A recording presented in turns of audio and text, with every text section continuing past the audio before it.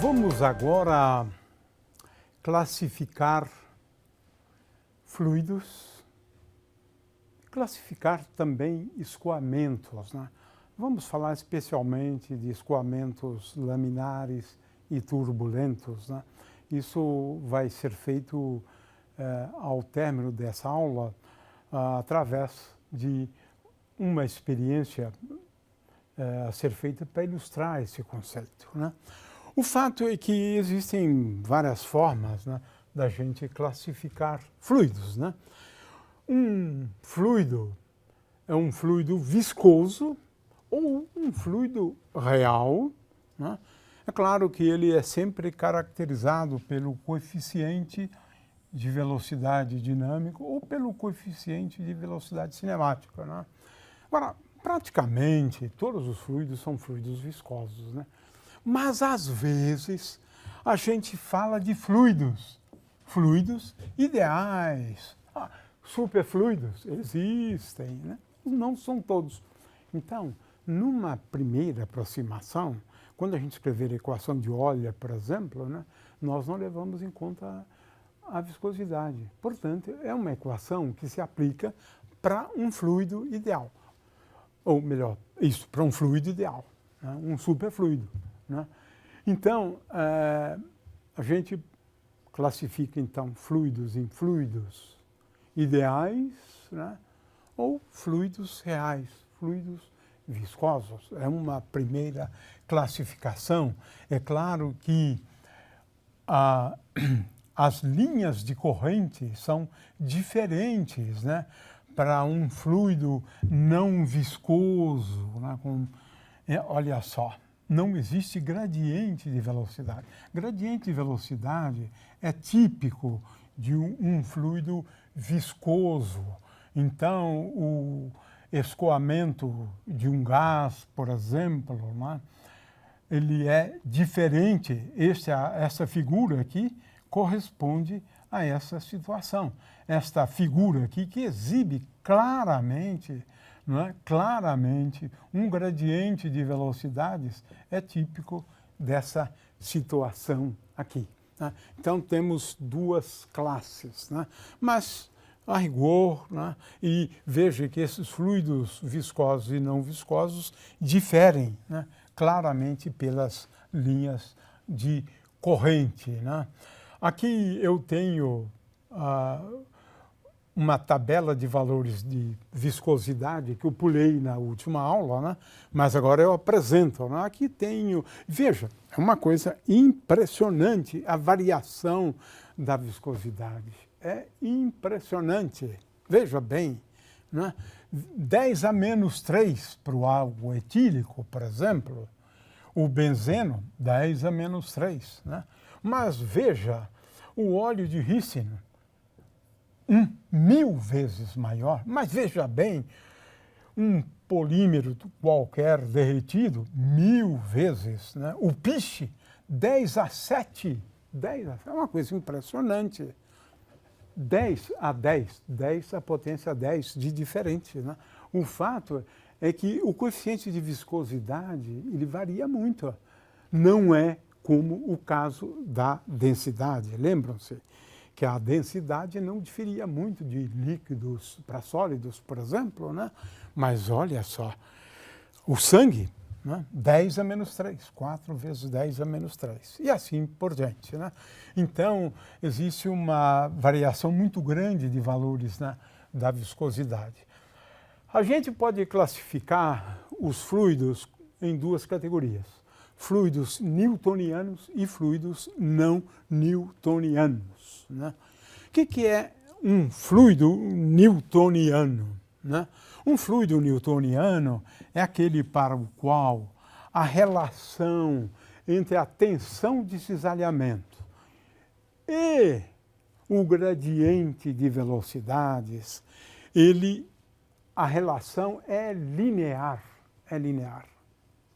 No entanto, alguns fluidos, né, essa relação aqui é bem complicadinha. Veja bem, é igual ao gradiente de velocidades elevado à potência n, né? Veja, n N diferente de 1.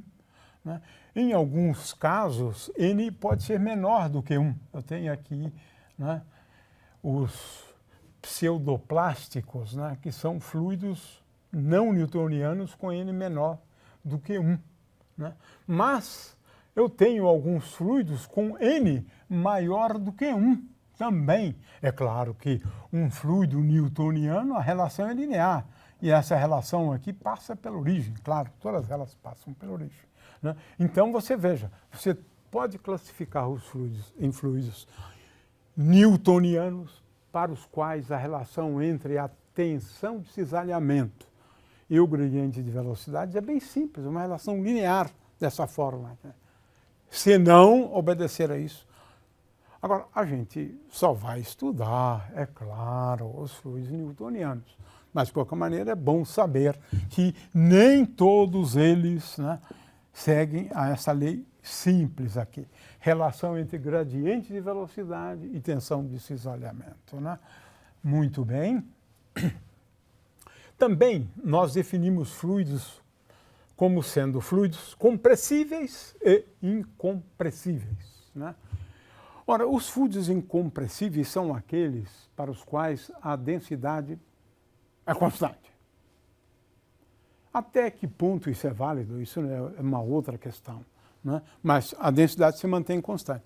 De acordo com a equação da continuidade, eu concluo que é curioso, porque depende da velocidade, um fluido incompressível. E para a gente entender isso, eu preparei aqui uma dedução um pouco diferente. Né?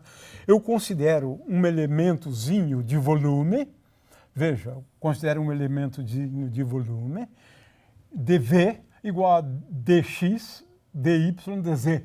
Aqui é delta, mas é melhor usar d, né? Mas a gente vai usar d para outra coisa. Né? Agora, veja, se esse volume aumentar com o tempo, esse fluido é um fluido compressível, senão ele é incompressível. Portanto, eu vou derivar isto aqui com respeito ao tempo, né? E veja só o que vai acontecer.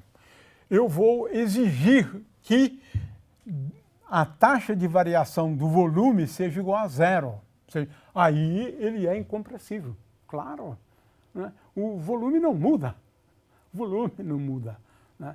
Ou seja, aquele elementozinho de volume, derivando, né? E lembrando, né, que essa variação aqui pode ser escrita como dvx, dx vezes ΔX vezes ΔT, porque x é função do tempo. Então, eu considero essa diferença, né, de ΔX, de t mais dt, menos ΔX de t. Né? Isto aqui eu posso escrever em termos da derivada com respeito a x da velocidade, da componente da velocidade. Faço a mesma coisa em relação a y, faço a mesma coisa em relação a z, e agora eu somo, porque dt de delta v, o elementozinho de volume, envolve uma derivada com respeito a x, uma derivada com respeito a y e uma derivada com respeito a z. Então, utilizando esses resultados, olha só, o fato, né, é que se eu exigir que esse elemento de volume não aumente com o tempo, né, ele sempre permanece do mesmo tamanho, portanto a densidade é a mesma, né, a densidade é a mesma. Né. Então, veja, dt de ΔV é igual a divergente de V, né, divergente de V vezes dV. Portanto, veja, a condição, isso é curioso, né? A condição para que o fluido seja incompressível é essa, qual seja divergente de V igual a zero. Vou escrevê-la de novo aqui, né? O fluido é incompressível se divergente. Veja, agora a gente começa a utilizar conceitos, né, do cálculo 3. Se divergente de V é igual a zero. E agora não recorri à equação da continuidade, que é um pouco mais difícil utilizar a equação da continuidade. Mas o fato é que Se o fluido for incompressível, então existe uma restrição em relação ao campo de velocidades. Esse campo de velocidades é um campo com divergente igual a zero. Muito bem. Isso significa, né, divergente de V igual a zero, significa que a circulação do campo V é igual a zero sempre. Consequentemente, as linhas de corrente são linhas de corrente fechadas, né, como acontece no caso do eletromagnetismo. Também um escoamento pode ser considerado permanente ou estacionário se essas grandezas físicas não dependerem com o tempo. De forma que eu considero dV dt, derivada parcial, né? Igual a zero, dρ dt igual a zero, dp. Isso significa que divergente de J é igual a zero, de acordo com a equação da continuidade, né? Isso aqui a gente vai estudar depois, então vamos deixar isso aqui de lado, né? Muito bem, o fato é que é isso, né? No caso de um escoamento permanente, é aquele que satisfaz essa condição. Agora, um escoamento, ele é tal que um elementozinho de volume pode ter velocidade angular. Curioso isso. E como é que a gente caracteriza um escoamento no qual o fluido exibe, ou um elemento do fluido exibe uma velocidade angular? Vamos ver isso agora, né? A gente já escreveu uma expressão antes, né? Mas na verdade lá deveríamos ter colocado um fator meio lá. Mas é porque a gente não havia explicado isso ainda. Então vamos agora a esse ponto, né? A ideia aqui é bastante simples. Eu quero que vocês deem uma olhada mais na apresentação no PowerPoint, porque eu acho que lá vai ficar mais claro isso, né? Eu considero um ponto um elementozinho de um fluido, né? Um ponto dele, né? Um elementozinho de um fluido, e ele se desloca do ponto P para o ponto P'. E eu considero um outro ponto do fluido que está em movimento, né? E é claro que se esse deslocamento aqui for delta, esse aqui vai ser delta mais d delta. É o elemento de deslocamento, né, do ponto P e do ponto Q. E eu escrevo esse delta como xi, eta e k. Eta aqui é uma infelicidade, porque não é coeficiente, né, de viscosidade, é uma função, na verdade, né? Essa é a expressão mais geral para esse deslocamento, né? E eu defino a velocidade de deslocamento como sendo igual a d delta dt, né? De forma que assim o é, né? Então a gente vai calcular tanto o delta quanto delta mais d delta, e isso está associado a uma velocidade dv. Agora tem algumas passagens, né? Isso que dá um pouco de trabalho e é cheio de truques, né? Em primeiro lugar, eu escrevo uma expressão para d delta, o deslocamento. É a derivada de xi com respeito a x, dx, mais derivada de y com respeito a y, porque eu preciso levar em conta essa notação aqui, né? De forma que são 9 termos, né? E agora eu complico um pouco mais, porque eu acrescento, né, mais 9 e subtraio mais 9 nessa expressão, né? Eu estou chamando a atenção para esse fato, veja. Eu adiciono aqui eta x, que não está aqui em cima, dy, e agora subtraio aqui embaixo. Eu somo e subtraio, né? E agora, veja, esse termo aqui está associado a uma velocidade de rotação do fluido, esse termo aqui, esse último termo aqui.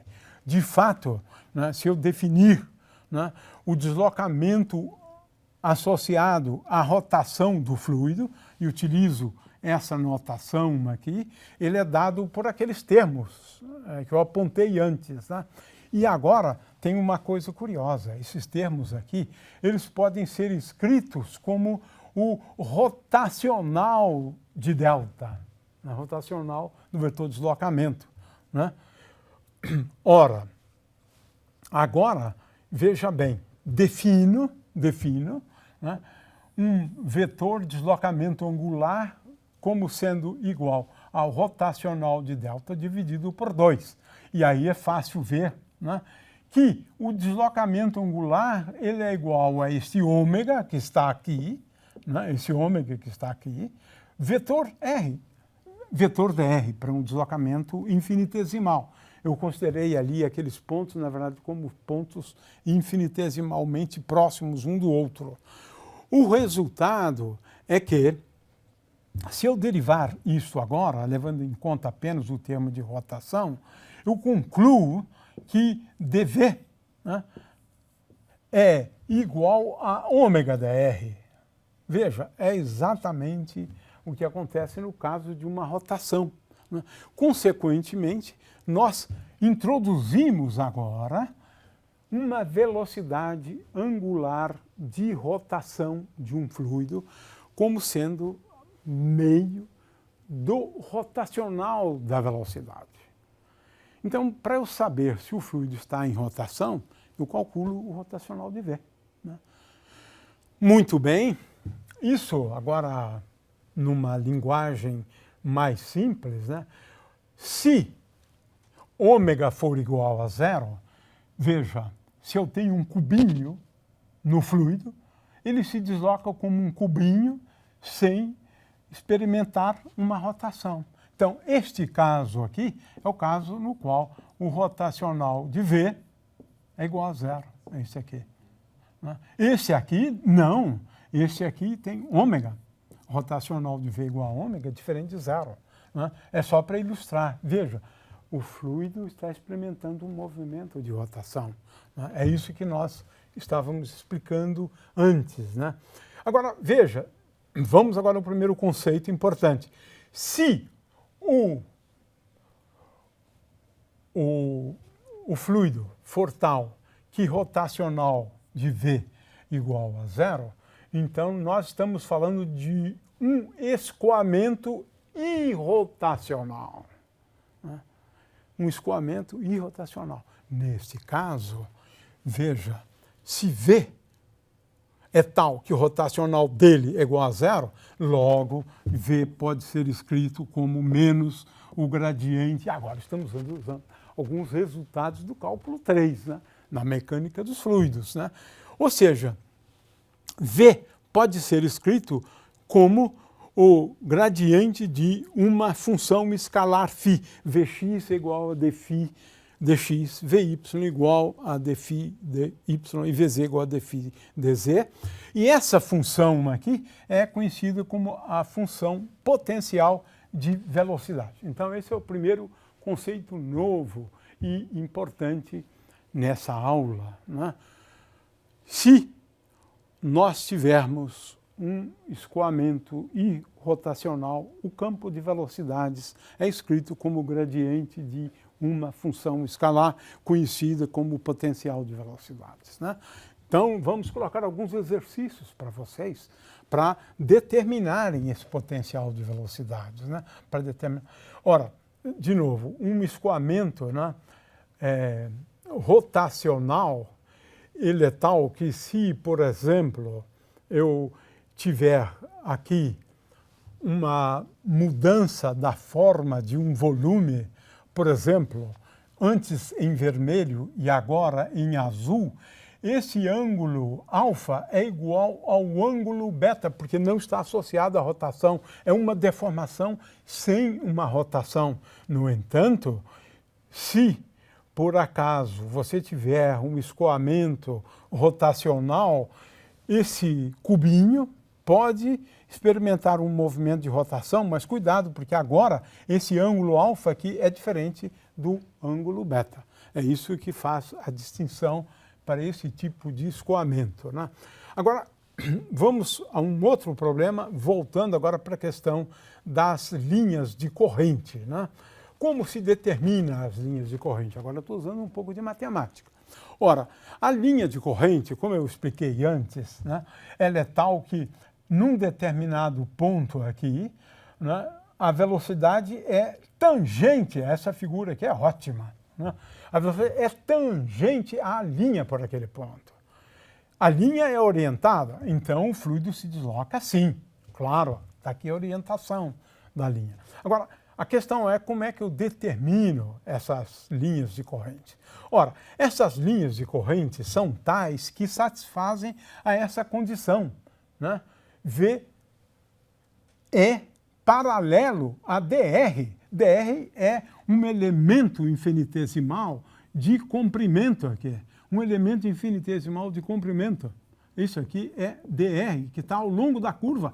Claro, a velocidade está na direção da tangente, dr também está na direção da tangente. Então, V vetor dr igual a zero, porque eles são paralelos, só por isso. E aí eu tenho essa condição aqui, essa condição. E a partir dessa condição, a gente pode fazer progressos, porque a gente agora pode escrever para as linhas de corrente que dx, vx, né, dy, vy é igual a dz, vz. Isso aqui vai me determinar, né, as linhas de corrente, né? Eu tenho aqui um exemplo, mas eu vou colocar mais exemplos, né, para vocês, onde eu apresento, né, a componente x sob esta forma, a componente y sob esta forma, e eu vou ser levado, portanto, a uma curva, né, que é a curva psi de x e y, que é a função de fluxo, de forma que o fluxo vai ser caracterizado no plano pela condição psi, porque é no plano que nós estamos falando, pela condição psi igual a uma constante. Nesse exemplo aqui, psi é igual a x2 mais y2. Aqui eu tenho a figura correspondente, né, à função, à linha de corrente que decorre dessa condição aqui, né? O fato é que, recapitulando, as linhas de corrente são caracterizadas por uma função, né? Uma função que nós chamamos de função de fluxo, né? Essa função aqui é a função de fluxo, ela é dada por psi igual a constante. De psi, por outro lado, a diferencial dessa função para valores infinitesimais de dx e dy, né, é igual a d psi dx vezes dx mais d psi dy vezes dy. Ora, isso nos permite, então, identificar Vy como sendo igual a menos d psi dx e Vx igual a d psi dy. E posso também mostrar que a velocidade agora se escreve como menos k vetor gradiente de psi. Veja, agora estamos indo para coisas um pouco formais, né? E o estudante deve olhar essas transparências, olhar o texto, né, com algum cuidado, porque agora estamos usando, né, o cálculo 3, né, e são coisas que devem ser verificadas e com calma. Essas são as partes mais difíceis e que a gente vai realmente cobrar, né, nas atividades, né, porque essas coisas são um pouco mais complexas. E aqui, então, eu tenho um resumo, né, e é bom que o aluno se detenha nesse resumo, mas o fato é que aqui a gente acaba mostrando que essa função φ, né, ela satisfaz a equação Laplaciano de φ igual a zero, e esta função de fluxo satisfaz, né, a equação Laplaciano de psi igual a zero, só é que no plano. O que é curioso é que o gradiente de φ e o gradiente de psi, eles são ortogonais entre si. Mas isso é que é importante quando a gente estuda, então, escoamentos e rotacionais, né? E escoamentos de tal forma que a densidade seja constante, incompressíveis. Então, o que a gente vai cobrar é esse conjunto de fórmulas nessas últimas 3 ou 4 transparências, né? e trabalhar um pouco com esses conceitos para a gente descrever fluidos. Finalmente, a gente pode falar de fluidos nos quais nós temos um escoamento laminar, né? O escoamento laminar ele ocorre para número de Reynolds pequenos, né? E as linhas de corrente são bem comportadas, né? Mas quando você aumenta a velocidade do fluido, começam a aparecer aqui vórtices, né? Veja, linhas de corrente fechadas, né? E, finalmente, vórtices caóticos, né? Quando o número de Reynolds é bem grande. E agora nós temos o regime turbulento, né? E esse aspecto é bastante importante, né? Tenho de novo aqui a figura, né, de uma esfera num fluido, pode se pensar também no caso de uma asa de avião, enquanto a velocidade do fluido for pequena, né, veja só, o escoamento é laminar, é como se ocorresse deslocamento de lâminas, né? E aqui temos o caso do turbulento, né? Eu peguei na internet uma animação bem bonita e, na verdade, ao invés de recorrer a isto aqui, nós vamos depois apresentar algumas experiências, né, do caso que acontece no caso de um escoamento turbulento, caótico mesmo, né? O fato é que nós vamos apresentar agora experiências, né, envolvendo o caso em onde a gente coloca, né, algum tipo de pigmento, né, no fluido, um corante no fluido. Isso vocês vão ver nas experiências a seguir. Num regime turbulento, a força é proporcional à velocidade, à potência n. Mas a gente vai falar isso depois, né? O fato é que aqui valeria a pena também a gente falar no número de Reynolds, mas a gente deixa isso então para depois. E vamos então à experiência que nós programamos para essa aula, para encerrar a aula. Podemos ilustrar as diferenças, né, entre o regime laminar, né, e o regime turbulento, né? E podemos fazer várias experiências, né, para a gente entender as diferenças num caso e no outro, né? Aqui o Cláudio preparou uma experiência onde a gente vai ver o que acontece quando a gente coloca um corante, né, num fluido, no caso água, né, que se movimenta num regime e no outro. É isso que nós vamos ver agora. Cláudio, é a sua vez. Então, para isso a gente vai usar um reservatório com água, aqui uma torneirinha, e a água vai passar através desse tubo e vai cair aqui nesse outro reservatório aqui. E aqui eu tenho um outro reservatório com água com corante, né? Um corante alimentício verde. Aqui uma torneirinha também para a gente controlar a vazão. E aqui é que vem a parte mais complicada, que é uma agulha de seringa que foi entortada, né? Eu entortei de forma que ele não atrapalhe aqui, atrapalha o mínimo possível, né, o escoamento do fluido. Porque no regime laminar isso é muito importante, né, para não introduzir, né, vórtices, né? Exatamente. Interessante. Então, tem que ser algo bem fino dentro do fluido. Interessante. Né? Não pode ser algo com grande Ou seja, para que o regime liminar continue o regime liminar depois também, Sim, né? depois também. Tá, ok, exatamente. muito bom. Bom, a gente pode abrir aqui a água, né? E aí começa a escorrer a água, começa né? a escorrer a água aqui. Ó. Cai aqui. Só que a gente não consegue ver se esse regime é laminar ou turbulento, né? Porque a água é incolor, você não consegue ver nada, né? Então, por isso que a gente introduz esse corante aqui. Né? Então, vamos abrir um pouquinho a água, né? Ali um pouquinho a água. E aqui a gente vai abrir um pouquinho só o corante e ele vai sair através do bico da seringa, né? Da agulha da seringa. Tá, aqui já começou a sair, então. Olha que interessante, não? É um filetinho bastante bem comportado. Aí surgiu, ok. Aqui então. Olha que interessante. Deixa eu fechar um pouquinho mais. Olha, então tá saindo um agora sim, filete, agora né? sim, fantástico. mais ou menos ali.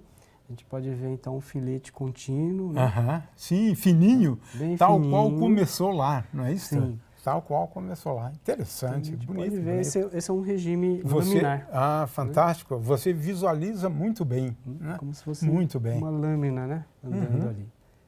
Podemos até diminuir um pouquinho mais aqui o fluido e deixar realmente Olha, um filetinho, do início até o fim, no regime laminar. Laminar, exatamente. Interessante. Então aqui você tem, então, como se fossem lâminas, né? Por isso chamado laminar.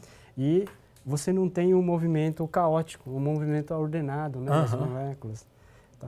E por outro lado, se aumenta um pouquinho a velocidade do fluido, né? Então aqui vou abrir aqui um pouquinho mais, vou aumentar aqui a velocidade do fluido. Esse seria um regime, então, turbulento. Né?